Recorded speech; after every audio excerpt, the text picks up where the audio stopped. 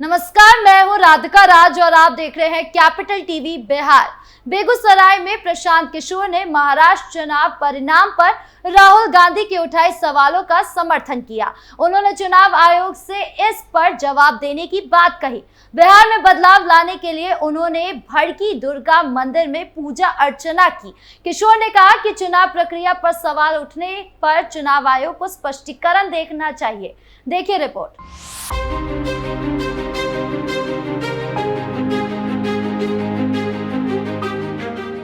जन स्वराज के सूत्रधार प्रशांत किशोर ने महाराष्ट्र चुनाव परिणाम को लेकर राहुल गांधी की ओर से उठाए गए सवाल का समर्थन किया।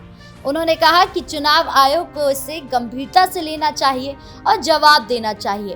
प्रशांत किशोर रविवार को बेगूसराय जिले के बीहट स्थित पीठ भड़की दुर्गा मंदिर में पूजा अर्चना के बाद पत्रकारों से बातचीत कर रहे थे।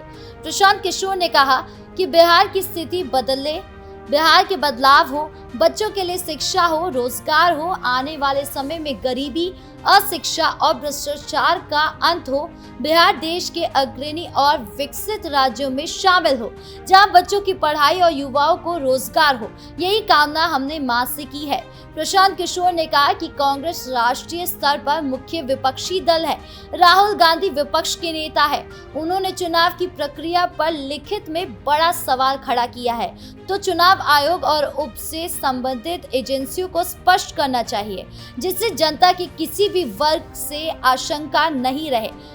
चुनाव की पारदर्शिता, उसकी सुचिता पर प्रश्न चिन्ह नहीं उठे, इसकी जिम्मेदारी चुनाव आयोग की है। राहुल गांधी ने ये प्रश्न बड़ा सवाल आर्टिकल लिखकर उठाया है, जिसमें उन्होंने महाराष्ट्र के चुनाव में संबंध में टीका टिप्पणी की है। प्रशांत किशोर ने कहा कि चुनाव आयोग की जिम्मेदारी है कि उस पर टिप्पणी दे, अपना पक्ष रखे, जिससे जनता सभी बातों को समझकर यह निर्णय ले सके कि क्या सही है, क्या गलत है।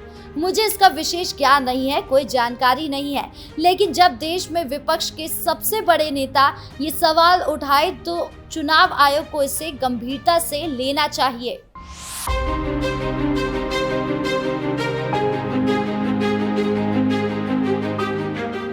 प्रशांत किशोर और राहुल गांधी जितनी भी बयानबाजी कर ले या रणनीति बना ले, एनडीए जिस तरीके से बिहार के विकास को सोचते हुए रणनीति बना रही है, उससे जनता पसंद कर रही है। यानी विपक्ष चुनाव आयोग को ही ढूंढती रह जाएगी और दूसरी तरफ एनडीए बाजी मार लेगी। आपकी इस पूरे मामले को लेकर क्या राय है, कमेंट बॉक्स में जरूर बताएं। नमस्कार।